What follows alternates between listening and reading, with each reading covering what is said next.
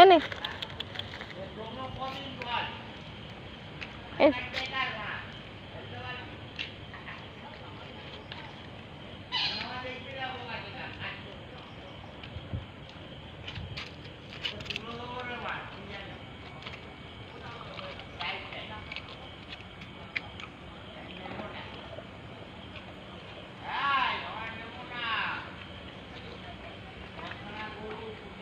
বাড়িতে কাজ করছিলাম 15 বছর।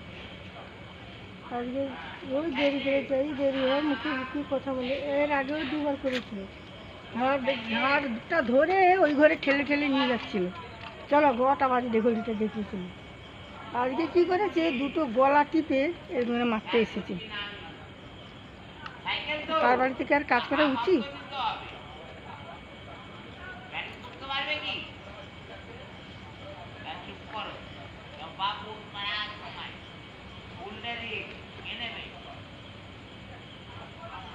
কি অবস্থা! আমার দিদি বলেছে কবে মেরেই ফেলবে, তুই ওই বাড়ির কাজ ছেড়ে দিই। আমি দেরি হলে মানুষের মুখে দু কথা বলে, গলা টিপে মারে।